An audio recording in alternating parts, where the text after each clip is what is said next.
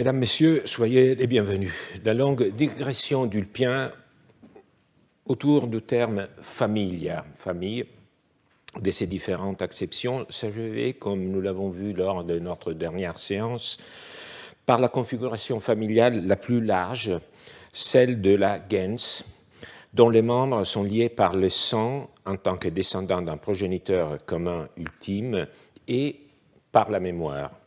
Précisément parce que le progéniteur est souvent mythique et irréel, comme dans le cas de Yule pour la famille Julia, la mémoire partagée, les récits de famille servent à remplacer ce lien que le sang n'arrive pas toujours à assurer. Mais tout comme le corps appelle son contraire, l'incorporel, la mémoire aussi évoque son contraire, l'oubli. L'oubli parfois nous sauve, parfois, et au contraire, le signe d'un devoir de mémoire qui a été enfreint. C'est ce que reproche Catulle à un ami qui semble avoir oublié ce qu'il avait promis. Alphénus, oublieux et faux à l'égard de tes camarades qui n'ont qu'une seule âme, n'as-tu donc, insensible, aucune pitié pour ton doux ami? N'as-tu désormais, perfide, aucune hésitation à me trahir, à me tromper? Crois-tu que les habitants du ciel aiment les actes impies des captieux mortels? Tu ne t'en soucies pas et m'abandonnes, malheureux, à mes maux. Hélas, que peuvent faire, disent les humains? À qui peut-on se fier? C'est toi pourtant, homme inique, qui m'engageais à livrer mon âme, m'entraînant à l'amour comme si pour moi tout était sans risque. Et c'est toi maintenant qui te retires et qui laisses emporter dans les airs par les vents et les nuages toutes tes paroles, les actions non ratifiées. Mais si tu es oublieux, les dieux s'en souviennent, la bonne foi se souvient, qui te fera regretter plus tard ce que tu as fait. Face à l'instabilité de la vie humaine, Catulle croit trouver refuge dans la solidité des liens affectifs. Mais on le sait bien, ce sont précisément les liens les plus forts qui peuvent nous blesser le plus. Qui est cet Alphénus et quelle faute a-t-il commis pour blesser autant Catulle? Difficile à dire. Peut-être Alphénus avait-il convaincu Catulle de s'abandonner totalement à l'amour, d'abaisser ses défenses en lui assurant qu'il n'y a aucun risque à aimer totalement.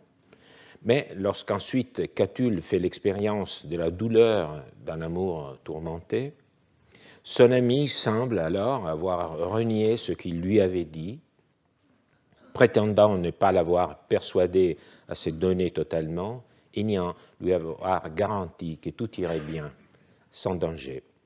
Mais si la faute d'Alphénus est d'avoir oublié, les dieux n'oublieront pas, et tôt ou tard, il payera pour son insouciance. Il est difficile de dire si Catulle est sérieux ou s'il exagère pour le plaisir du jeu poétique. Et qui est au juste cet Alphénus oublieux? Approchons-nous encore un peu plus du poème. Il est jalonné du lexique de l'hypocrisie, de la tromperie et de la dureté de cœur, fallax, falsus, durus, par opposition au lexique de l'amitié, de l'unanimité, unanimis, c'est un mot magnifique, de la douceur et justement de l'oubli, par opposition au devoir de mémoire. Mais c'est aussi tout un lexique juridique, celui des promesses faites et non tenues, celui des garanties données et non respectées, qui s'évanouissent dans l'air comme des nuages emportés par les vents, métaphore qui explique le mot juridique irrita, sans effet, non ratifié. D'un côté, la fides, bonne foi, de l'autre, la perfidie, c'est le même mot, au contraire, l'iniquité, mot juridique par excellence. Toutes ces allusions juridiques rendent donc probable, à mon sens, que cet Alphénus contre lequel Catulle profère ses vers est bien un juriste. Publius Alphenus Varus, comme la plupart des commentateurs par ailleurs l'estiment. La vengeance de Catulle est alors de diriger les mots du droit, les flèches du droit, contre Alphénus pour montrer à quel point il trahit non seulement l'amitié, mais aussi l'éthique de son métier. Cela dit, s'agit-il vraiment d'Alphénus le juriste? J'en serais très attristé, car il fut véritablement un grand juriste dont les textes sont riches en humanité. C'est pourquoi je me réfugie dans l'espérance que Catulle plaisantait, comme on peut le faire justement avec ceux qui nous sont les plus chers, les plus proches. Ce préambule poétique nous montre d'abord qu'on peut voir dans les textes tout ce que l'on veut, mais il nous met tout d'abord face à une évidence. Le langage ordinaire entre dans le langage juridique,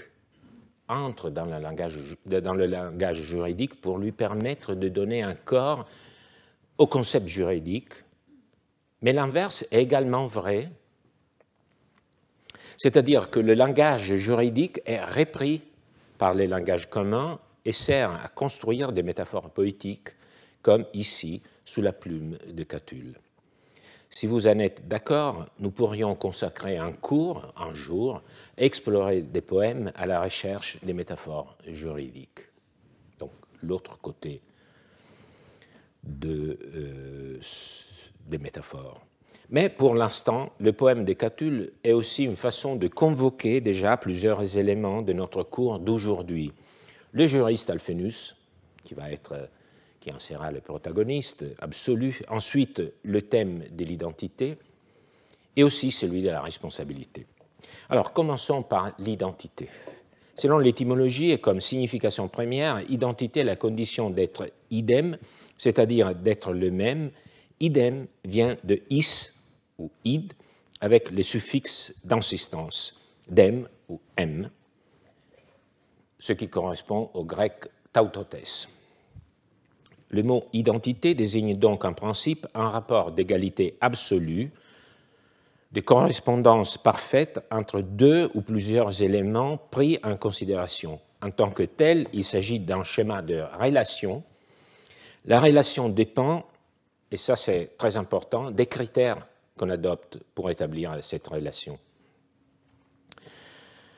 Ainsi, par exemple, on pourra dire deux objets qui sont identiques si l'on regarde la forme ou la couleur. Néanmoins, conçue de cette façon, l'identité est seulement relative, parce qu'elle ne satisfait pas, comme ce serait le cas avec l'identité absolue, la loi de Leibniz sur l'indiscernabilité des identiques. La loi de Leibniz veut que si A est identique à B, alors tout ce qui est vrai de A doit être vrai aussi de B. Alors, par exemple, ces deux têtes d'Apollon qui nous semblent identiques, qu'est-ce qui les différencie?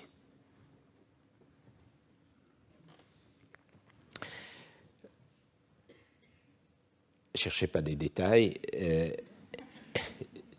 Ce qui les différencie, c'est qu'elles n'occupent pas le même lieu dans l'espace.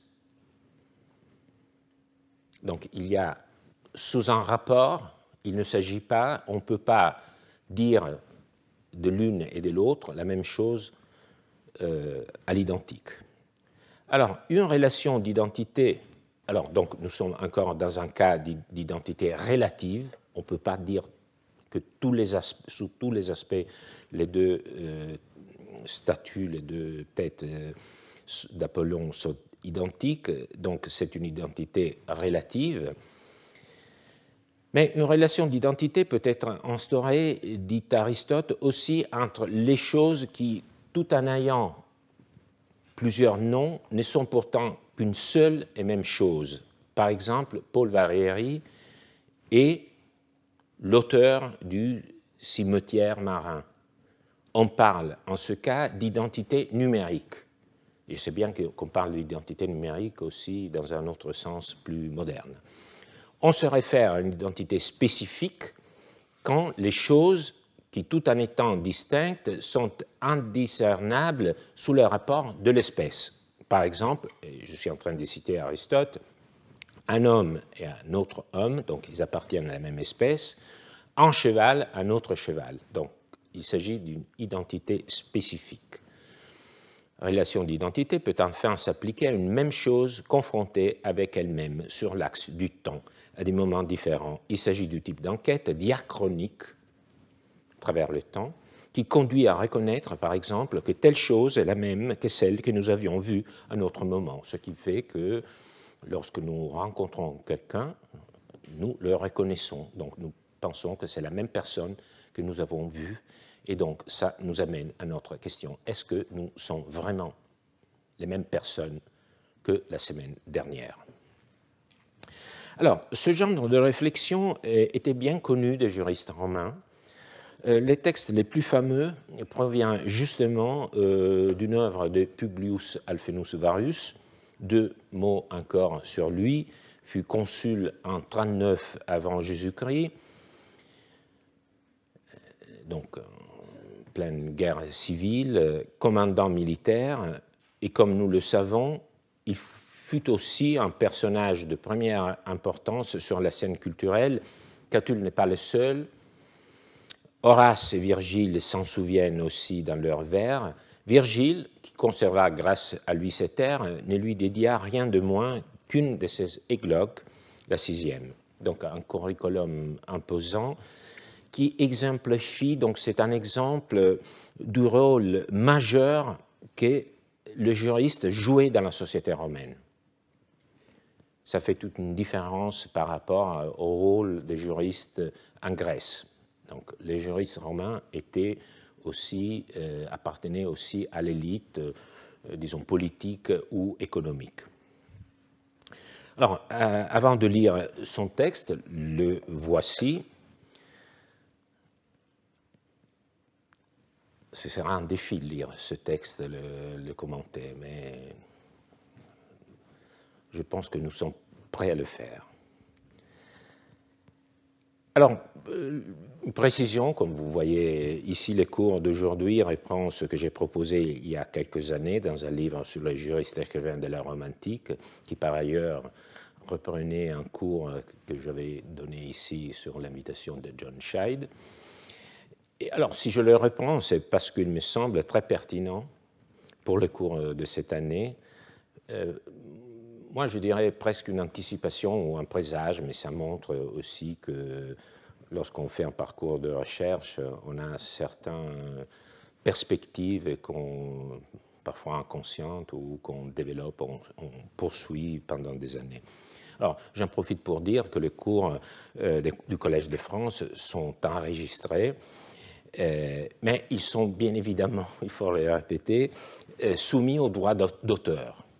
Alors, au moment où je me cite, je m'autorise à le dire. Donc, il y a parfois des chercheurs qui semblent l'oublier. Et donc, il faut dire que si on évoque ce qu'un professeur dit lors d'un cours d'idéontologie demande de citer la source, de ne pas agir comme l'oublieux Alphénus.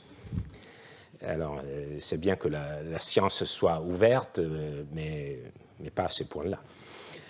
Lisons ensemble donc ce texte.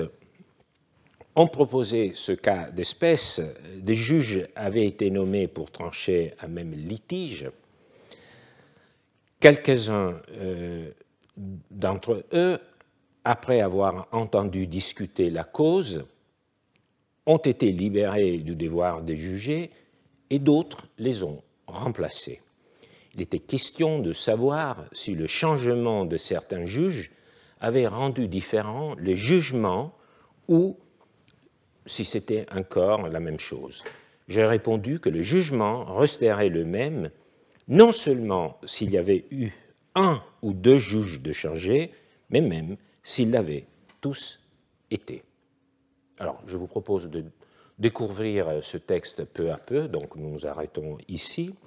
Alors, du point de vue littéraire, ce texte est joliment structuré en trois parties. En premier lieu vient le cas d'espèce, puis la question est posée.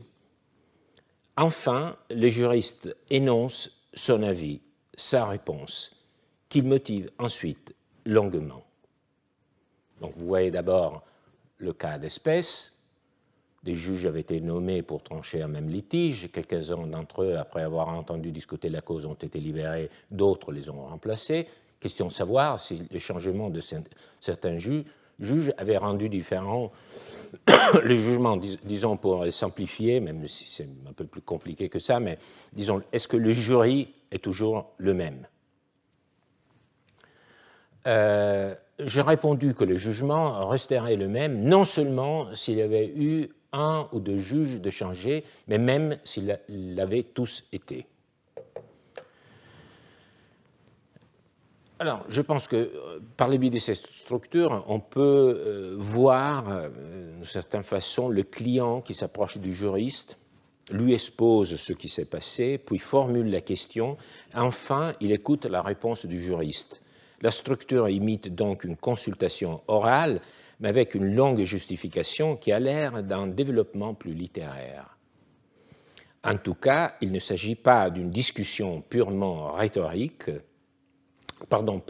théorique, sans prise avec la vie quotidienne.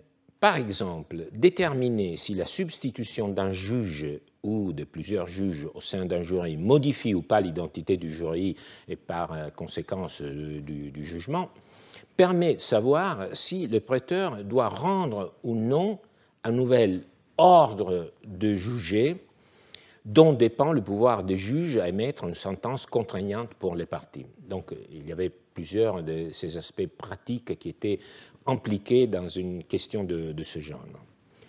Autre précision, de quel collège, de quel jury s'agit-il? Alors, Alphénus ne le dit pas, peut-être que les noms de juges étaient dans les textes, mais que Justinien, pour des raisons variées, a pu, disons, supprimer les noms spécifiques. Il s'agit sans doute des récupérateurs, mais cela nous montre que cette question était une question, disons, assez large, avec une visée large. Elle n'était pas réduite, restreinte à disons, un cas spécifique, à des juges en particulier. Alors, la réponse à la question, on l'a vu, est très claire. Alphénus répond que les jurys restaient les mêmes.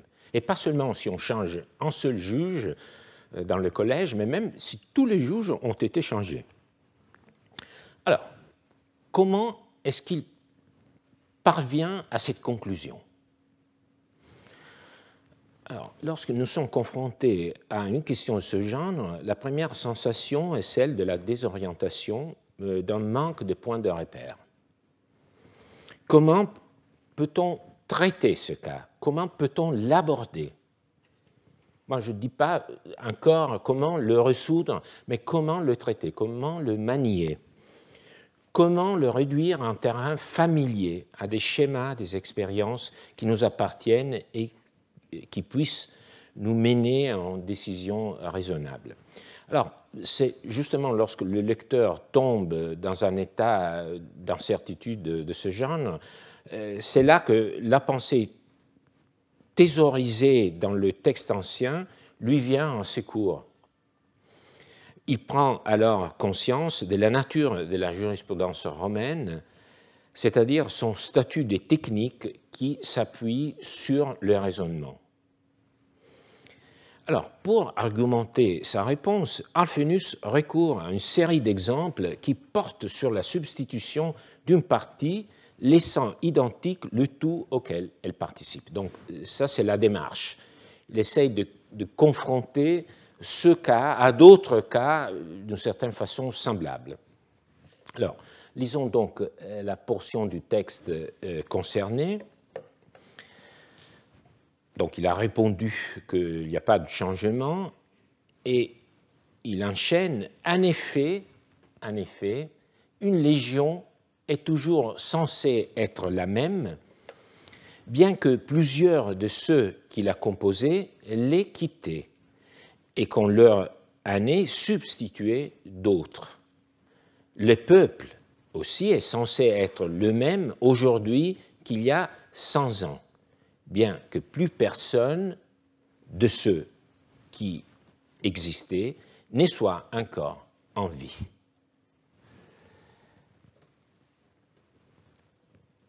Alors, pour arriver à déployer ces exemples, pour entamer cette confrontation, Alphenus a en effet déjà fait un premier pas argumentatif implicite qu'il nous revient de découvrir. Alors, ce premier pas est de considérer les juges comme un corps, notamment un corps collectif. Alors, c'est une catégorie qui appartient à une tripartition remontant à la philosophie stoïcienne, en particulier à Chrysippe.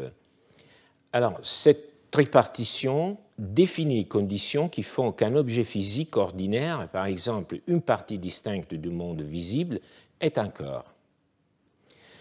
Alors, parmi les nombreuses allusions, vous allez revoir plusieurs fois cette diapo, donc je l'ai mis sur un fond blanc. Donc j'ai choisi pour vous montrer cette tripartition, il y a plusieurs textes qu'on aurait pu vous montrer, mais j'ai privilégié un texte juridique, pas seulement parce qu'il s'agit d'un juriste, ce qui montre la circulation de cette tripartition parmi les juristes. C'est un juriste, disons, qui vient quelques générations après Alphenus, donc ça montre quand même la circulation de ce genre de pensée parmi les juristes, mais aussi parce que parmi les sources qu'on aurait pu vous montrer, c'est vraiment une description très claire, très brève, comme dans le style des juristes. Donc nous la lisons. Il y a 3 espèces de corps. Alors, le premier type de corps est régi par un seul esprit, Les Grecs l'appellent enomenon, comme un homme. Merci de vous souvenir des exemples. Un homme, un morceau de bois, une pierre et d'autres choses semblables, choses, disons, unitaires. Les corps de la deuxième espèce sont constitués par des éléments rattachés, donc plusieurs éléments mais rattachés, c'est-à-dire par plusieurs corps cohérents réunis ensemble, ce que les Grecs appellent sunemenon, comme un édifice, un navire, une armoire. Les corps de la troisième espèce sont constitués des parties séparées, comme le sont plusieurs corps non liés ensemble, mais compris sous un même nom, si vous voulez, ce qui réunit les corps qui font partie, les éléments qui font partie de cette troisième catégorie des corps, c'est les noms, leur dénomination, c'est un concept qui les lie. Par exemple, le peuple, une légion, un troupeau. Les stoïciens distinguaient donc, en fonction de leur composition, les corps unifiés, les corps composés des parties jointes et les corps composés des parties séparées.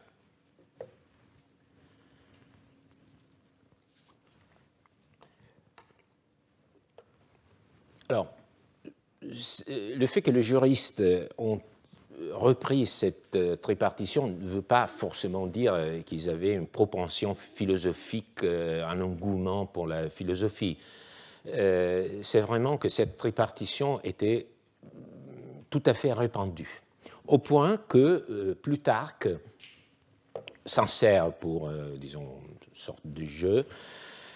Parmi les corps, les philosophes disent des uns qui sont composés d'éléments distincts. Vous savez bien, il y a toute une pédagogie, donc je reprends ce texte qui est un peu moins, disons, aride que un texte d'un juriste, afin que vous puissiez réviser les trois catégories. Donc on commence, mais vous voyez au contraire, parce qu'il a commencé pas par la catégorie des choses unitaires, mais par la catégorie des choses, disons, collectives, comme une flotte ou une armée, d'autres parties jointes, comme une maison, bâtiment, ou un navire, sont les mêmes exemples de Pomponius, d'autres enfin, qu'ils forment en tout d'une seule nature, comme c'est le cas de chaque être vivant, donc l'homme par exemple. Alors c'est à peu près ainsi que dans le mariage, l'union de gens qui s'aiment forme en tout d'une seule nature, celle des gens qui s'épousent pour la dot ou pour les enfants est composée des parties jointes, celle des gens qui ne font que coucher ensemble d'éléments distincts qu'on pourrait penser de ce dernier qu'ils habitent ensemble mais ne vivent pas ensemble. Il faut au contraire, tout comme les physiciens disent des liquides, qu'il y a fusion de tous leurs éléments, que chez les époux se confondent les uns avec les autres, corps, bien, amis, relations. D'effet, le législateur romain a interdit aux conjoints de s'offrir, vous voyez la conséquence, le législateur romain a interdit aux conjoints de s'offrir ou de recevoir des cadeaux, non pas pour qu'ils n'acceptent rien l'un de l'autre, mais pour qu'ils considèrent le tout comme leur bien commun. Donc, parce que si on s'échange des cadeaux, c'est comme impliquer que ce que nous possédons n'appartient pas aux deux, mais qu'on peut avoir un patrimoine d'où on puise les cadeaux à donner à l'autre, à notre époux. Alors, vous voyez cette application, si vous êtes en manque de phrases romantiques, donc souvenez-vous de ce passage de Plutarque, mais à bon moment, pas lorsque vous donnez un cadeau. Alors, si Plutarque l'employait pour une typologie des rapports conjugaux, voyons donc comment Alphénus en tirait profit de cette tripartition pour résoudre la question de l'identité des juges.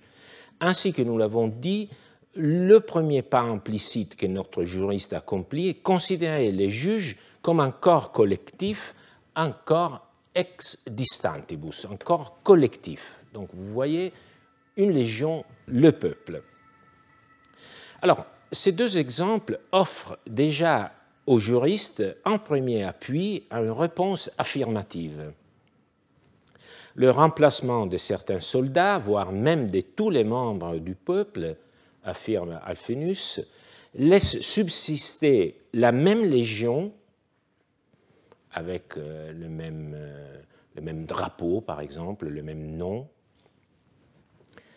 et le même peuple, avec le même nom, avec les mêmes lois, par exemple. On remarquera que dans le cas du peuple, les juristes utilisent ici explicitement la catégorie du temps. Donc je vous ai parlé d'identité diachronique à travers le temps, et ici Alphénus y fait référence. Alors le temps, c'est un axe sur lequel sont positionnés les deux éléments de comparaison, c'est-à-dire les gens formant le peuple aujourd'hui et les gens qui les formaient il y a 100 ans. Alors, accompagnons Alphénus. Donc, nous avons dit que par le biais de cette répartition, il arrive à proposer des exemples qui peuvent être rapprochés du cas qu'il doit résoudre, celui de la composition d'un jury. Donc, après avoir traité les deux cas de la Légion et du peuple, il passe au troisième. Un navire est censé être le même, bien qu'il ait été radoubé tant de fois qu'il ne reste plus une seule des anciennes planches qui ne soit pas nouvelle. Alors, pourquoi un navire? Mais je suis sûr que vous avez la réponse. Pourquoi, ici, à ce moment-là, un navire et pas un autre exemple? Vous avez la réponse. Encore une fois, c'est ça le soubassement, l'arrière-plan. Donc, après avoir parlé des corps composés des parties séparées, comme par exemple le peuple, la Légion, il passe à les choses de la deuxième espèce, constituées par des éléments rattachés, par exemple un navire. Donc, c'est pour ça que Alphénus arrive tout naturellement à ce deuxième exemple. Mais avec l'exemple du navire, les eaux dans lesquelles s'est aventuré Alphénus se révèlent plus agitées. Déjà, les juristes italiens, mais qui a fait sa fortune d'abord en France, André Alcia, au début du XVIe siècle, l'avait noté dans ses Parerga. C'est un ouvrage magnifique, vraiment précurseur et parfois aussi vraiment comble, riche d'idées assez marrantes, pour ainsi dire. L'exemple d'Alphénus renvoie implicitement, comme Alcia l'avait remarqué, au problème philosophique qui avait pour emblème le bateau de Thésée. L'embarcation en 30 rames sur laquelle le héros avait accompli la traversée, ramenant sains et saufs les jeunes gens destinés au Minotaure. Jusqu'à l'époque de Démétrius de Phalère, à la fin du IVe siècle, le bateau fut conservé par les Athéniens comme un monument. Il fut continuellement restauré, c'est pourquoi il fut érigé en ce fameux problème philosophique. Le bateau de Thésée subsiste-t-il encore quand toutes ces planches ont été remplacées?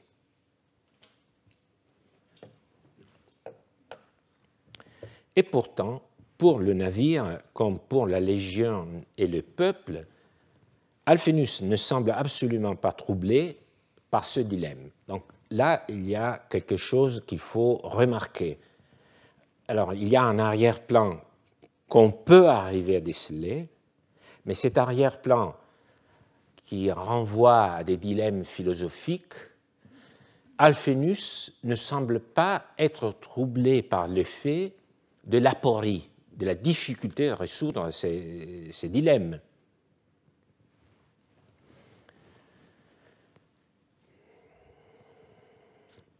Il adopte tout de suite une position univoque.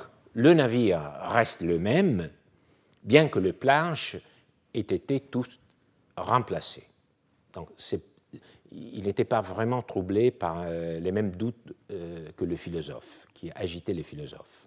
Alors, il faut comprendre pourquoi. La réponse est bien simple, il n'était pas un philosophe, il était un juriste.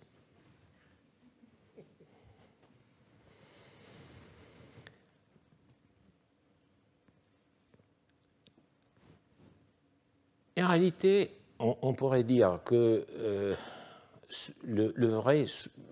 l'exemple qui régit le tout est le dernier exemple qu'il va nous présenter maintenant, c'est-à-dire l'exemple de l'homme. Alors, que l'homme finisse la série des exemples ne peut pas nous surprendre.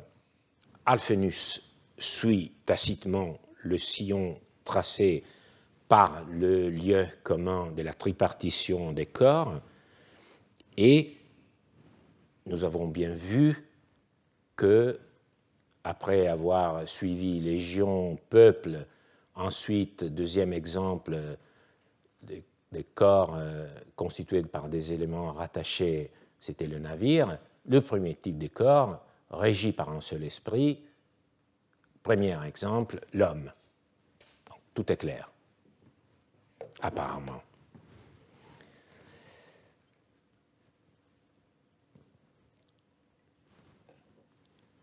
Alors, si évoquer l'homme n'a rien de surprenant, toutefois, l'usage qu'Alphénus fait de cet exemple révèle son habileté et son autonomie. Alors,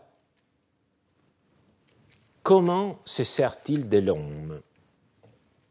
Alors, si quelqu'un s'obstinait à penser qu'une chose cesse d'être la même lorsque ses parties sont changées, il arriverait que, selon son raisonnement, nous ne serions pas les mêmes que nous étions il y a un an, puisque, comme le disent les philosophes, les parties minuscules qui composent notre corps se détachent chaque jour et sont remplacées par d'autres venant de l'extérieur. Ce que dit Alphénus.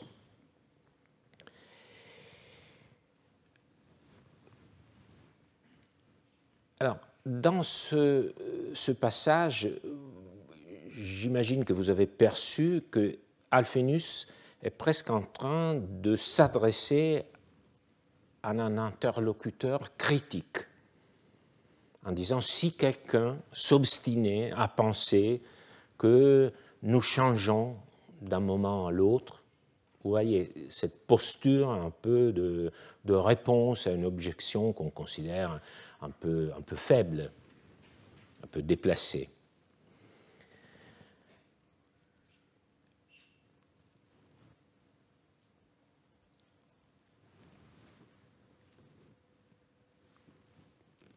Donc, d'abord, il y a cette perspective critique, mais deuxième élément qu'il faut remarquer de cette phrase, c'est qu'il s'agit d'un argument par l'absurde. Alors, comme vous le savez, la démonstration par l'absurde est un argument inductif. On part d'une hypothèse, on en déduit des conséquences, on constate qu'une ou plusieurs de ces conséquences est absurde pour une raison quelconque, on rejette l'hypothèse de départ. Donc, si on constate que l'une des conséquences de l'hypothèse de départ est absurde, on rejette l'hypothèse de départ. Et c'est inductif, parce qu'on part du bas pour aller vers le haut. Alors, plus la conséquence qui découle des prémices est absurde, inacceptable, plus la démonstration que l'hypothèse de départ est à réfuter est efficace. Dans les cas d'Alphénus, l'hypothèse combattue est que les choses changent avec la transformation de leurs composantes. Donc, c'est l'idée, le jury, si on change un juge, devient autre. Nous,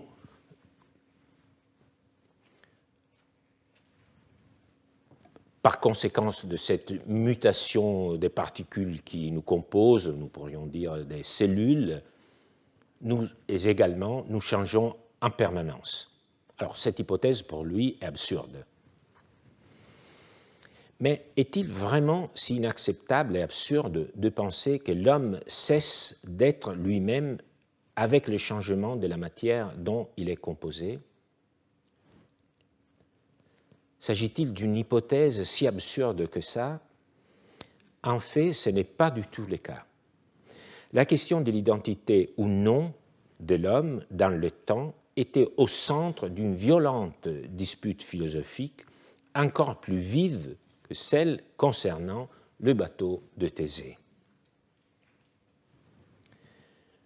On a dit, à juste titre, que c'est probablement la question fondamentale qui a traversé toute la philosophie ancienne, la question de l'identité de l'homme au fil du temps.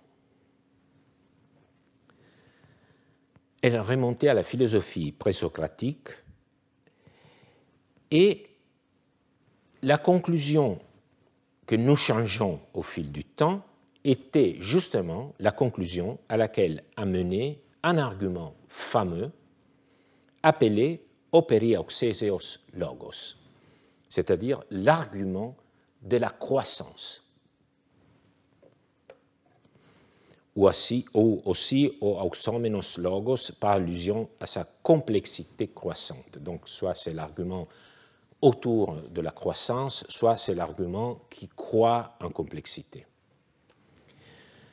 Alors, selon Plutarque, l'argument de la croissance était très ancien et avait été posé la première fois par Épicarme. Vous voyez ici son nom, Épicarme, qui avait été aussi le premier à l'appliquer à l'homme. Donc, pas seulement l'argument, mais aussi application de cet argument à l'homme, à l'identité de l'homme. Alors, Épicarme est un personnage considérable auquel Aristote attribuait le mérite d'avoir créé la fable comique. Donc, en gros, celui qui aurait inventé la comédie comme genre littéraire.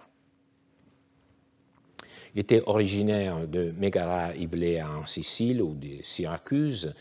Il connut son apogée dans la première moitié du 5e siècle avant Jésus-Christ, donc pour faire une comparaison avec Rome, au moment où à Rome on a promulgué les 12 tables, plus ou moins. Alors, en plus d'avoir été un auteur de comédies, et ça c'est un côté très discuté, mais qu'il faut avoir à l'esprit, en plus de lui avoir reconnu un certain nombre de comédies, l'Antiquité a reconnu un Épicarme aussi un philosophe, avec un penchant pour le pythagorisme. On est arrivé, Diogène Laërce, l'auteur des vies des philosophes, a attribué à Épicarme un certain nombre de doctrines qui auraient été ensuite reprises par Platon. Donc pour vous dire l'importance reconnue à Épicarme. Alors, l'une d'elles serait justement cet argument de la croissance que nous allons maintenant lire. Alors, c'est un dialogue entre A et B, donc il faut avoir ça à l'esprit. Si tu ajoutes un caillou à un nombre impair de cailloux, ou si tu préfères un nombre pair, ou si tu enlèves l'un de ceux qui sont déjà là, des cailloux,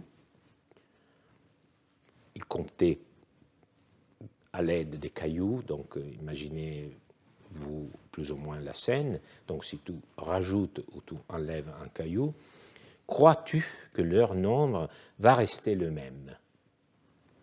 Non, je ne le crois pas. De même, si on décide d'ajouter à une mesure d'une coudée une autre longueur ou de retrancher cette longueur à la mesure qui était déjà là, est-ce que cette mesure va subsister? Donc, si on rajoute un centimètre ou on enlève, est-ce que la mesure précédente demeure la même? Non. Maintenant, considère de la même façon les êtres humains. L'un croît alors que l'autre dépérit. Au changement, tous sont soumis tout le temps. Ceux qui par nature changent et ne restent jamais dans le même état doit maintenant être différent de ce qui a changé. Donc ce qui vaut pour les nombres, ce qui vaut pour les mesures, doit valoir aussi pour les hommes. Ainsi donc, toi et moi, hier, nous étions autres, aujourd'hui, nous sommes autres et nous serons autres demain. Et à ce compte-là, selon cet argument, nous ne sommes jamais les mêmes. L'argument de la croissance est d'une évidence frappante. Un nombre auquel est ajoutée ou retranchée une quantité devient un autre nombre. En toute logique, donc, l'augmentation ou la diminution sont en réalité destruction du nombre préexistant et génération d'un nouveau nombre. Si l'argument est appliqué à une entité différente de celle des nombres, le résultat ne change pas. Ainsi, si l'on applique à l'homme, qui est sujet de façon continue, bien qu'imperceptible, à l'augmentation comme à la perte de particules, mutation des cellules, il n'est pas correct d'affirmer que l'homme croît ou diminue, comme s'il existait une quelconque entité permanente qui resterait identique en elle-même dans les processus de croissance ou de diminution. Plus correctement, du point de vue logique, à tout instant, des êtres différents l'un de l'autre apparaissent et disparaissent. L'homme X ne croît pas entre l'instant T et l'instant T1. L'homme X qui existe à l'instant T est remplacé par un autre homme Y qui est plus grand que X, existe dans l'instant T1. En somme, l'auxomenos logos contraint à admettre que toi et moi aussi, hier autre et aujourd'hui autre nous devenons, et puis encore autre et jamais les mêmes. Alors, il est évident que Alphénus, dans ce passage, avait à l'esprit l'auxomenos logos. Ça, c'est évident. Les mots sont presque les mêmes. Quand il affirmait qu'en se tenant à ces raisonnements qu'il refusait, donc l'argument qu'il refusait était porté par un tenant de l'auxomenos logos. Alors, selon cet argument, nous aussi ne serions plus les mêmes qu'un an auparavant. Alors, avoir reconnu l'auxomenos logos comme arrière-plan du discours d'Alphénus nous apporte quelques éclaircissements. Alors, d'abord, j'imagine que quelqu'un parmi vous a remarqué ce que je vais dire. L'homme, selon la tripartition des corps, est un corps unitaire, régi par un seul esprit. Corps unitaire. Alors, c'est seulement si l'on considère sous l'angle de sa composition, disons, atomique ou cellulaire, donc comme un agrégat d'éléments cohérents, mais pas comme une chose unitaire, seulement si l'on considère comme un agrégat d'éléments minuscules, qu'il devient un corps composé du même type que le bateau et qu'il peut être soumis à l'auxomenos logos. Et c'est justement l'opération accomplie par Alphénus dans ce passage et aussi par d'autres auteurs anciens. Deuxième éclaircissement qui nous vient de cet arrière-plan, nous décelons une fragilité de l'argument du raisonnement d'Alphénus. Pourquoi? Parce que les prémices de l'argument de la croissance de l'auxomenos logos, l'argument de la croissance, étaient partagées par toutes les écoles philosophiques. Je pense que vous vous souvenez, le premier texte que j'ai lu cette année en vous accueillant à nouveau, c'était un texte qui évoquait le flux de la matière et du temps. Donc, c'était un lieu commun de toutes les philosophies anciennes qu'il y a toujours ce mouvement, ce changement. Donc, Alphénus lui-même le reconnaît. Tous les philosophes sont d'accord pour dire que les corps sont sujets à ce changement.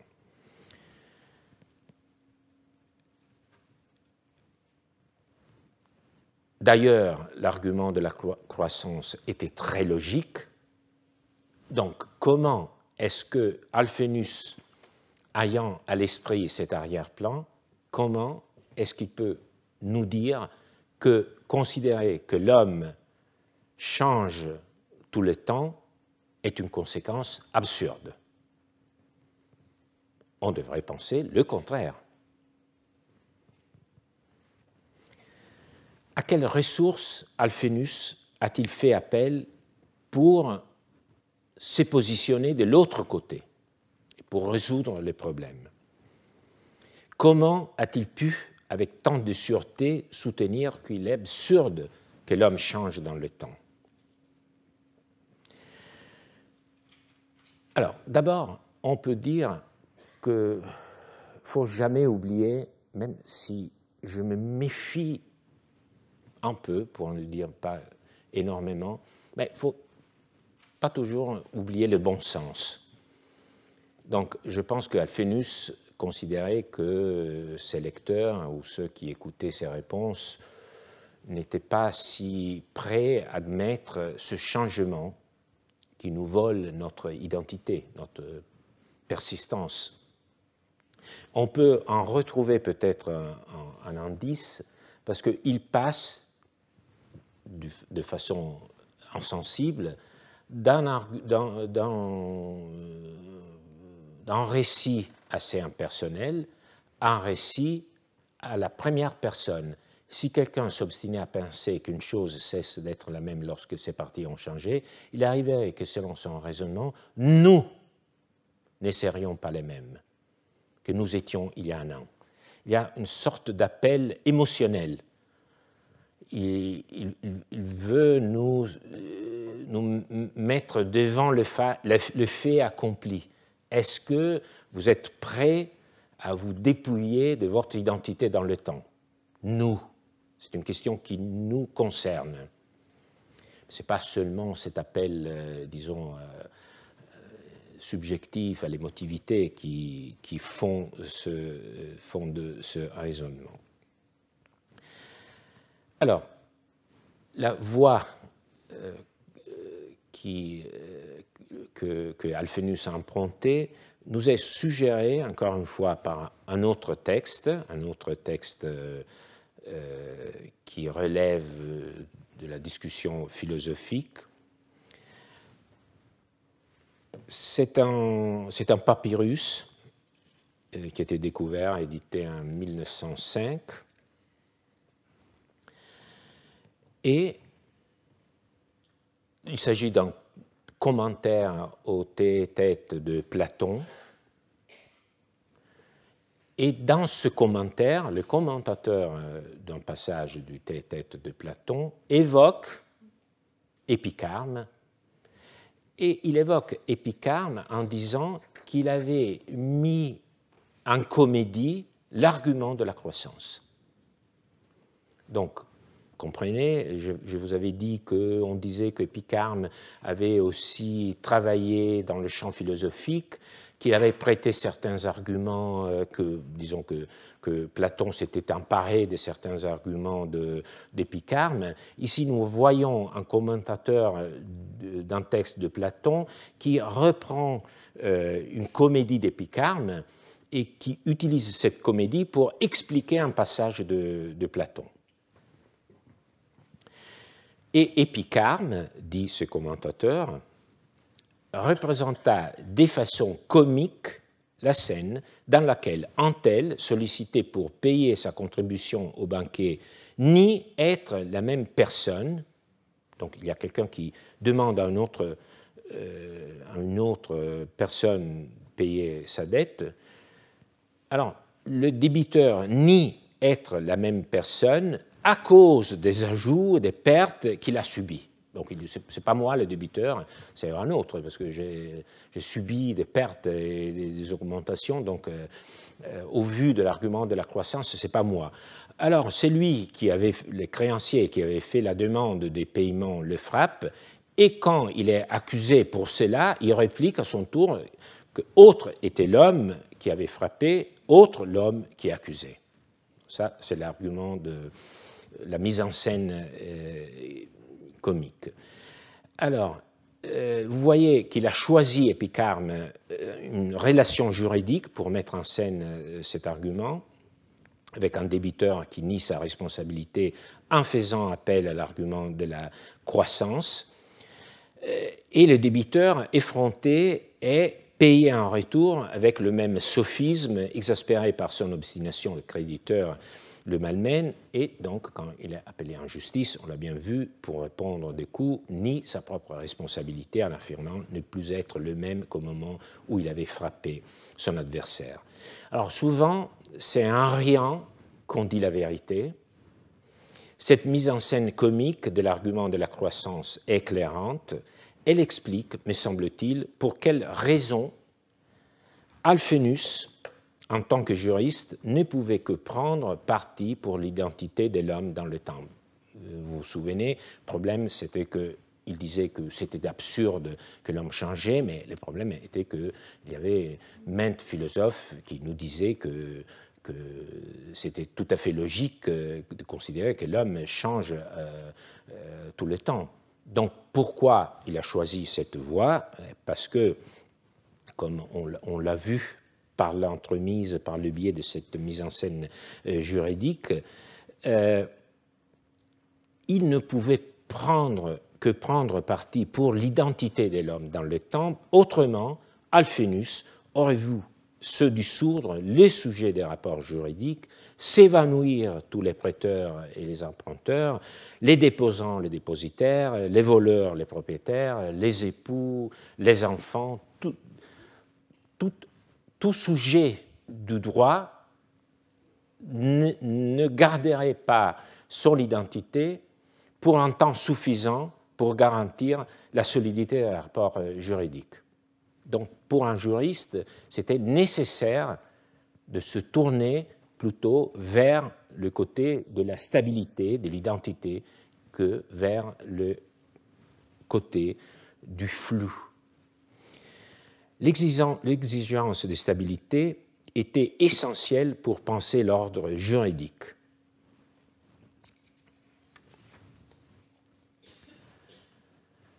Donc, Alphénus fait le choix qui était impossible pour les philosophes, en plaçant le discours sur un autre plan, celui qui lui était propre, le plan du droit. Et c'est sur ce plan que sa conclusion est tout simplement nécessaire et le contraire serait absurde dans le monde du droit. Donc, elle serait absurde dans le monde du droit, qui est un monde qui est créé par la pensée des juristes. Alors, si Alphénus avait été un auteur de comédie comme Picard, mais il aurait fait tomber les rideaux à ces moments, et vous en seriez soulagé, puisque le final dans lequel son raisonnement culmine est désormais accompli avec l'entrée en scène du vrai protagoniste, l'homme sujet de droit. Mais Alphénus est un juriste et sa réponse se poursuit. Prenant congé du lecteur, Alphénus offre une maxime appliquée dans de nombreux cas, c'est-à-dire une règle, sorte de règle. Ainsi, lorsque l'espèce d'une chose reste la même, la chose aussi est censée être la même. Donc c'est une règle. Le mot-clé est species, lié à voir, specio, apercevoir, regarder. Ce mot désigne l'apparence externe, mais c'est un mot polysémique. Species signifie aussi l'espèce au sens classificatoire, comme lorsque nous classons les animaux par espèce. Donc, classification peut être utilisée même pour traduire en latin l'idée platonicienne ou la forme, la morphée aristotélicienne. Alors, en utilisant species, et il est le premier à le faire, Alphénus utilise le mot au sens classificatoire. Il veut dire que, par exemple, pour autant qu'un navire conserve sa spécificité, à savoir pour autant qu'il est reconnaissable comme appartenant à la classe des navires, donc si ce navire appartient à la classe des navires, il continue à être le même navire qui garde son individualité en dépit du changement de ses planches. En ce sens, la species, qui est espèce au sens de classe, fonctionne comme soutien de la continuité de l'objet, de son individualité, de son identité. Alors, nous avons terminé notre lecture. Au terme de cette analyse, il est difficile, je pense, de nous replacer dans l'état de désorientation que nous avions éprouvé en lisant pour la première fois le texte d'Alphénus, il y a 1 heure. De revivre la surprise face à sa question. Le jury restait-il le même si un ou plusieurs, voire tous les juges, ont changé? Alphénus, pour répondre, a su trouver les outils conceptuels. Il a emprunté à la philosophie ces catégories pour réduire le problème à la dimension discursive, une démarche indispensable pour prétendre traiter ce problème. Alors, son avancée première et fondamentale a été d'adopter la tripartition stoïcienne des corps, ce qui lui a permis d'inscrire le cas des juges dans une série de cas similaires. Ensuite sont venus à son aide l'argument de la croissance, remontant à Épicarme l'idée du flux de la matière, grâce à laquelle le juriste a pu inclure également l'homme en soi corps unitaire parmi les corps sujets à modification de leur partie. Cette façon a pu accomplir le mouvement argumentatif décisif, c'est-à-dire confronter les lecteurs à la conséquence ultime d'un raisonnement qui accepterait que le changement d'un juge ou plus changeât le jury. Alors, l'homme devrait également être considéré comme un autre, lui-même, à chaque moment successif de sa vie. Conséquence absurde non pas en termes philosophiques, mais plutôt juridiques, parce qu'un tel manque de continuité de l'homme entraînerait avec lui la dissolution du sujet du droit. Alors, avec le cours de cette année, nous mettons en place toute une série de représentations différentes du corps. Nous avons vu le corps comme une synecdoque de l'individu, de son identité. Nous avons vu les concepts juridiques prendre le corps, comme lorsqu'on imagine que l'héritage passe d'un sujet à un autre. Nous avons vu l'héritage perdre son corps et devenir une chose incorporelle. Aujourd'hui, nous avons vu le corps devenir la catégorie capable d'incorporer des phénomènes complètement différents. Finalement, le corps de l'homme se désintègre sous l'effet de son changement, puis se reconstitue grâce au droit et au bon sens. Nous commençons à réaliser combien le langage des juristes, qui nous paraissait simple, se développe comme une hydre essayant de relever les défis les plus difficiles, trouver les mots pour saisir une réalité infiniment multiforme qu'est le monde. Alors, pour nous donner rendez-vous la semaine prochaine, après Pâques, regardons cette statue. Elle représente Aphrodite. C'est une copie du 1er siècle d'un original du 2e siècle avant Jésus-Christ. Alors, le fait qu'il s'agit d'une copie déjà pose une question d'identité. Bon, c'est une copie de notre statue. Mais regardez là de plus près, la tête n'est pas ancienne, elle est l'œuvre du sculpteur baroque Pietro Bernini, et aussi la boîte à parfum, qui, je pense, a inspiré quelques parfumiers d'aujourd'hui. Alors, donc, c'est l'œuvre de Pietro Bernini, la tête, le père de Gian Lorenzo, au début du XVIIe siècle, donc sur une statue dont le corps était ancien. S'agit-il toujours de la même statue ou pas? À la prochaine semaine.